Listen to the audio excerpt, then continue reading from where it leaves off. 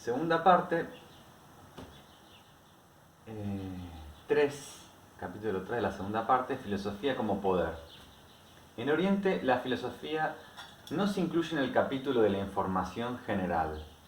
Es un saber especializado que tiene por objeto alcanzar una forma más alta de ser, como habíamos hablado antes, una transformación.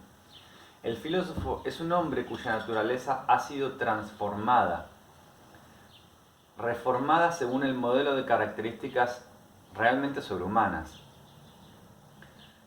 como resultado de haber sido colmado por el mágico poder de la verdad.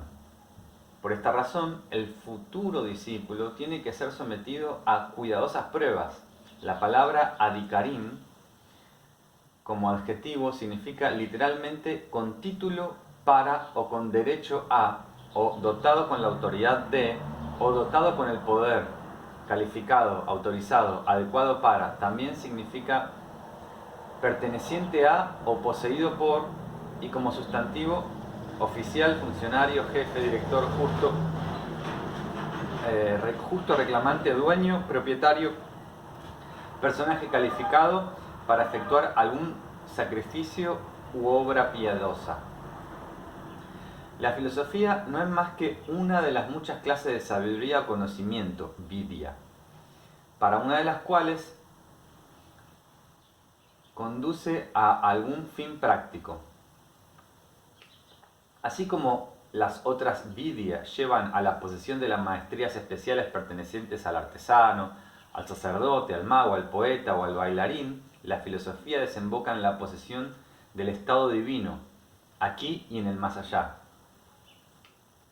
Cada especie de sabiduría da a su poseedor su poder específico, y esto ocurre inevitablemente como consecuencia de dominar los materiales respectivos.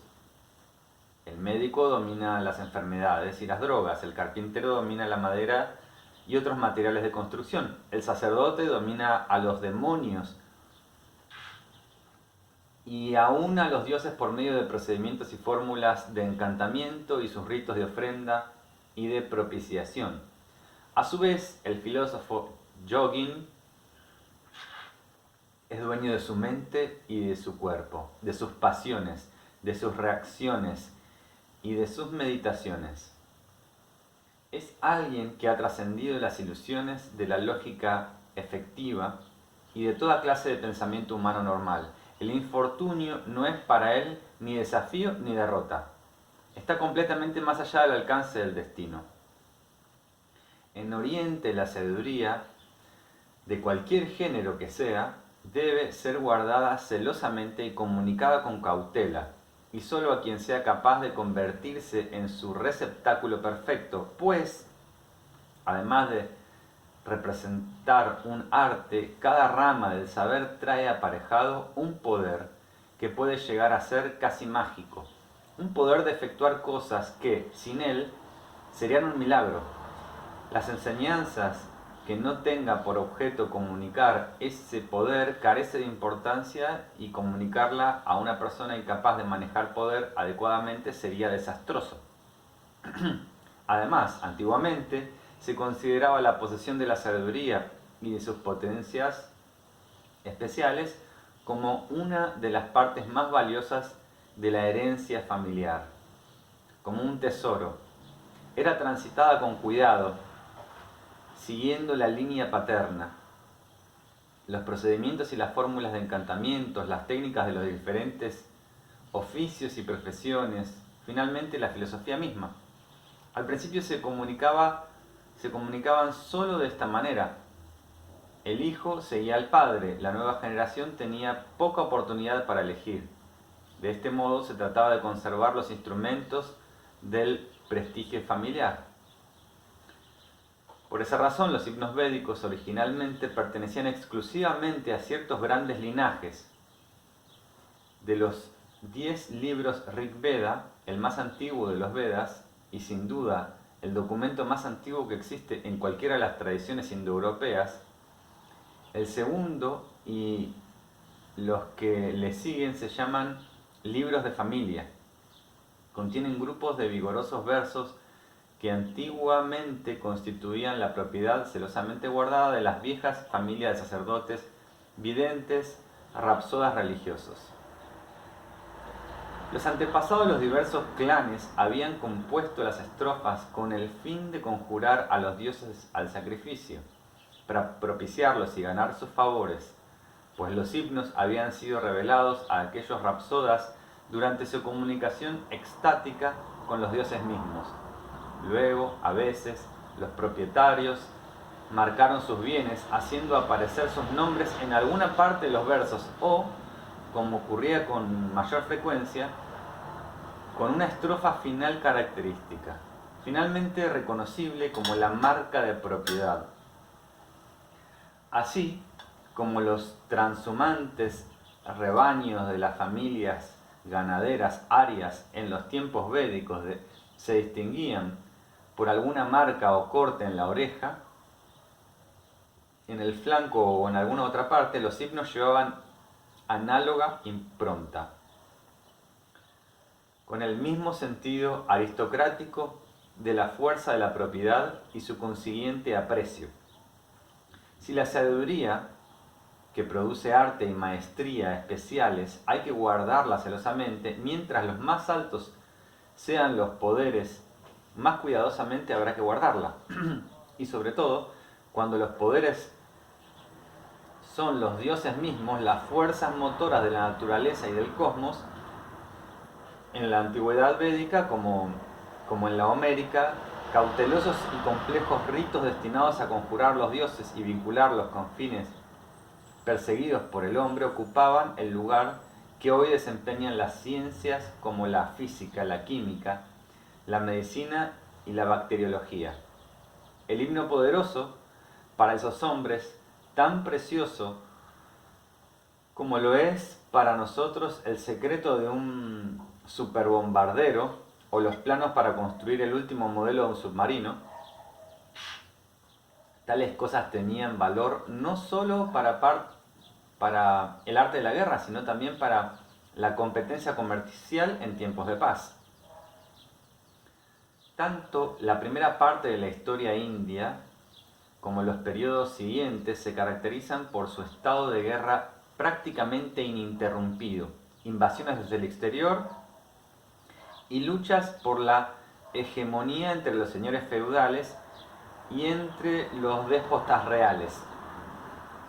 En medio de todos los disturbios, las fórmulas religiosas de los brahmanes védicos eran consideradas y utilizadas como arma secreta de gran valor.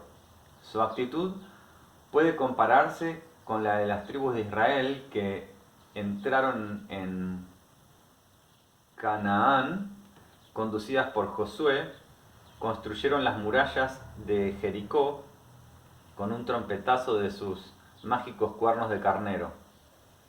Por su mayor sabiduría, los arios que invadieron a la India pudieron derrotar a los pueblos prearios nativos, mantenerse en el país y finalmente extender su dominio por el subcontinente.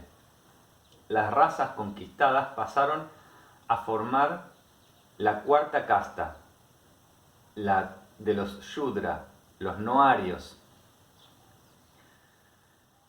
excluidos inexorablemente de los derechos y de la sabiduría, fuente de poder que poseía la sociedad de los conquistadores. Además, se les prohibió absolutamente aprender las técnicas de la religión védica. En los primeros Dharmayastra, que dice que si un Shudra accidentalmente oye la recitación de un himno védico, debe ser castigado llenándose las orejas de plomo derretido. Estas fórmulas sagradas eran exclusivamente para los brahmanes, sacerdotes, magos, guardianes del poder real, los kshatriya, los reyes, señores feudales y guerreros, los vaishya, los campesinos, artesanos, burgueses del linaje ario. Este sistema de arcaico secreto y exclusividad se ha mantenido en todos los periodos y en todas las formas de vida en la India, caracterizada a la mayor parte de las sagradas tradiciones de donde han derivado la mayoría de los elementos de la filosofía india, particularmente los de origen ario, pero también, en muchos detalles importantes, los que están más allá del control ario y brahmánico. Las tradiciones no védicas, como el budismo, el jainismo, Shankya y el yoga, carecen de restricciones de casta y de familias peculiares de líneas védicas. Sin embargo, a todos los que quieren aproximarse a sus misterios se les exige una entrega tan completa a la autoridad del maestro espiritual que se torna imposible el regreso a la forma de vida anteriormente cultivada. Si alguien quiere llegar a convertirse en estudiante de una de estas disciplinas no arias, ingresa en un santuario íntimo y logra realmente el fin establecido por la doctrina, previamente tiene que desprenderse por entero de la familia heredada con todas sus formas de vida y renacer como miembro de esa orden. Las principales líneas de doctrina secreta brahmánica, tal como fue desarrollada y formulada al final del periodo védico, en el siglo VIII a.C., se conservan en las Upanishad. Estas obras representan una especie de instrucción muy especializada, como para graduados, que el maestro tenía libertad de compartir o de negarse a ello. Para recibir este saber esotérico, el discípulo tenía que ser un verdadero adhikarim, realmente maduro y perfectamente capaz de soportar la sabiduría revelada. En la época en que los libros fueron concebidos, las restricciones impuestas eran aún más severas de lo que fueron más tarde. Una de las principales Upanishad contiene la advertencia de que su enseñanza debe ser transmitida no simplemente de padre a hijo, sino tan solo al hijo mayor, es decir, al joven que es el doble de su padre, su alter ego renacido, y a nadie más.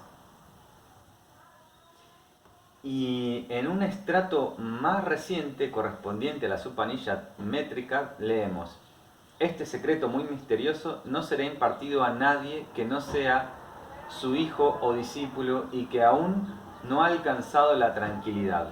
Hay que recordar que el término equivale de la palabra Upanishad es siempre Rahasyam, que significa secreto o misterio. Se trata pues de una doctrina secreta, oculta, que revela el Satyasya Satyam, la verdad de la verdad. El mismo antiguo carácter de reserva, distanciamiento y exclusividad se mantiene hasta en las obras del más reciente de los grandes periodos de la filosofía y de las enseñanzas hindúes, el periodo tántrico, que deriva de la época medieval. En efecto, la literatura tántrica en su forma actual pertenece principalmente a los siglos posteriores al 3 de nuestra era. En general, se supone que los textos representan conversaciones secretas entre Shiva, el dios supremo, y su Shakti o esposa, la diosa suprema. Primero oye como discípulo el uno, luego la otra, y cada uno de ellos escucha con toda atención mientras la secreta esencia del otro, esencia creadora, conservadora y rectora del mundo, se revela en vigorosos versos. Cada uno enseña la manera de quebrar el hechizo del error que mantiene a la conciencia individual atada a lo fenoménico. Los textos tántricos hacen hincapié en el carácter secreto de los contenidos y no deben enseñarse a descreídos y ni siquiera a creyentes que no hayan sido iniciados en los círculos más íntimos de los adeptos. Por el contrario, en Occidente la filosofía tiene como orgullo el de estar abierta a la comprensión y a la crítica de todos. Nuestro pensamiento es exotérico y se considera que este es uno de los signos que acreditan su validez universal. La filosofía occidental carece de doctrina secreta, lanza un reto general para que se examinen sus argumentos, sin pedir otra cosa que inteligencia e imparcialidad de la discusión. recurriendo así a la decisión de todos los demás. Han seguido mayor influjo de la sabiduría y enseñanza de la Iglesia, que exigían ciertas cosas deben ser aceptadas como establecidas para siempre por la revelación divina y zanjadas incuestionablemente por las interpretaciones de los padres, papas y concilios que obedecían a la inspiración divina.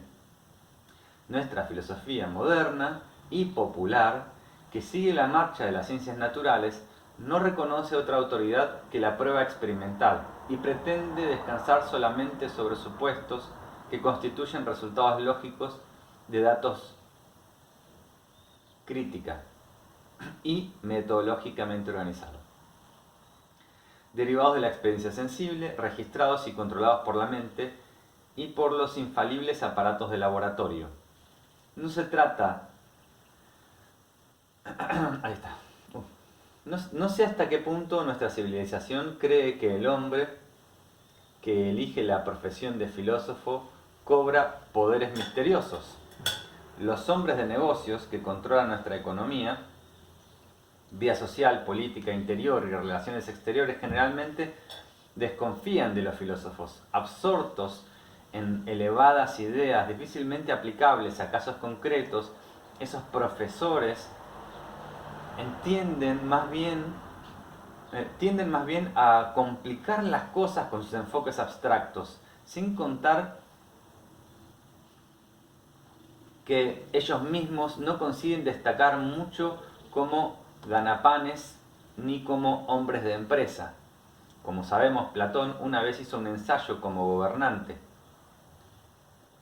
Trató de auxiliar al tirano de Sicilia, que lo había invitado a establecerse en su corte, un gobierno modelo siguiendo las concepciones filosóficas más elevadas, pero ambos riñeron y el tirano concluyó arrestando al filósofo, ofreciéndolo en venta en el mercado de esclavos de la capital misma, que debería haber sido cuna de la Edad de Oro y modelo de un orden justo, altamente filosófico y representativo de la situación humana muy satisfactoria. Platón fue comprado inmediatamente por un amigo que lo puso en libertad y le devolvió a su patria.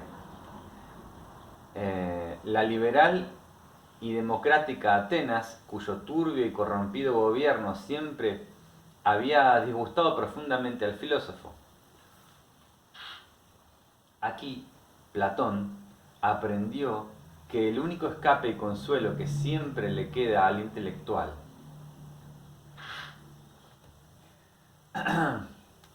escribió un libro, Su inmortal República, a la que luego habrían de seguir las leyes.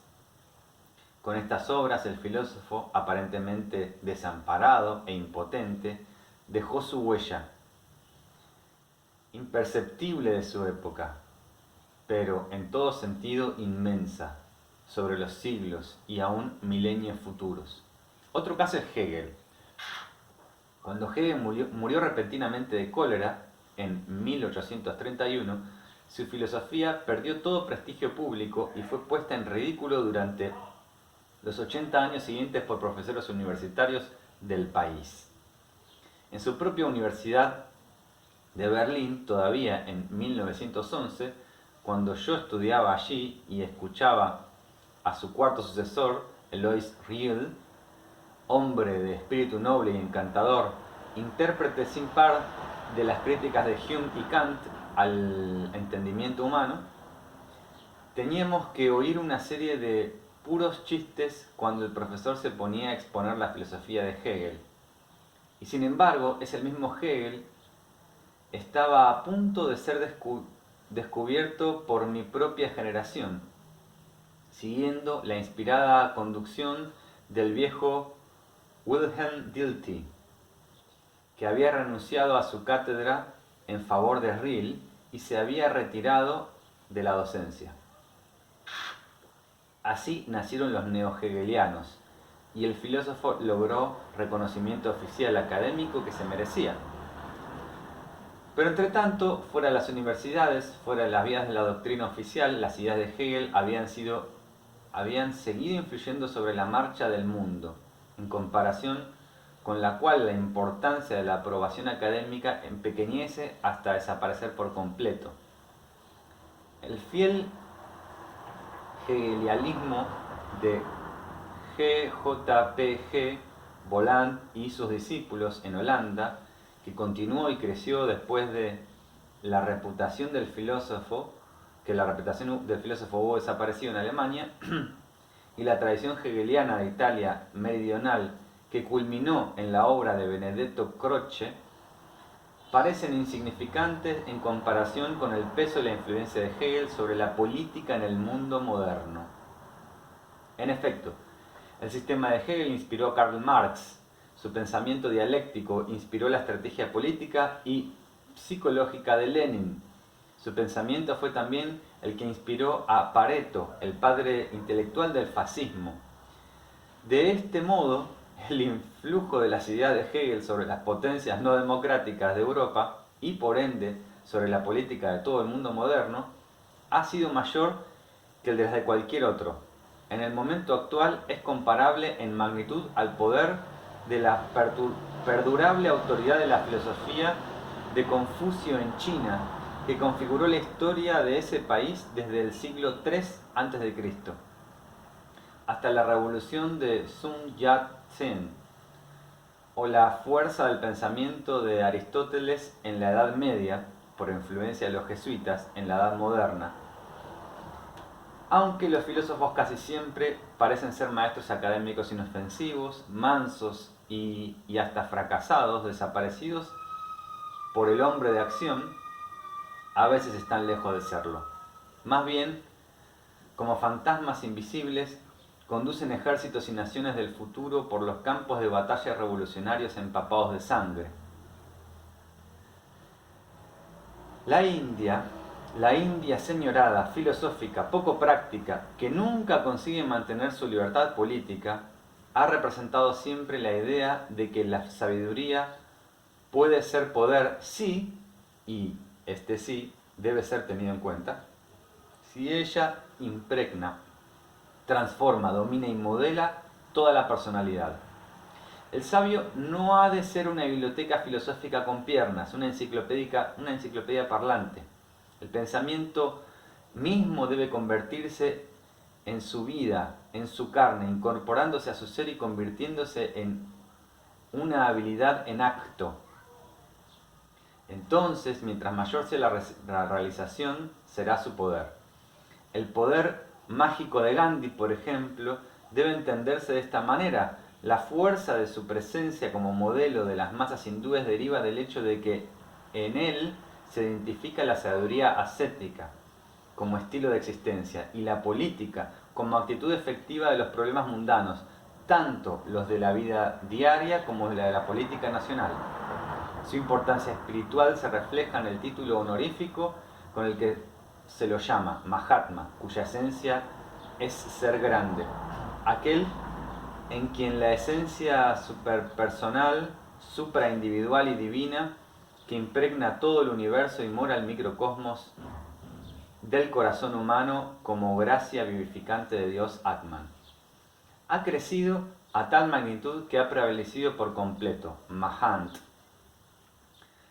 La persona espiritual ha absorbido y disuelto en él toda traza del yo, todas las limitaciones propias de la individualización personal, todas las cualidades y propensiones limitadoras y fijadoras que pertenecen al estado humano normal y hasta toda traza de actos motivados por el yo karman, buenos o malos, de esta vida o de existencias anteriores. Estos restos de personalidad predisponen y deforman las ideas que el hombre se forja acerca de lo mundano y le impiden aproximarse a la verdad divina. Pero el Mahatma es el hombre cuyo ser ha sido transformado por la gran sabiduría divina. ¿Y acaso podamos llegar a ver los efectos mágicos de esta poderosa presencia?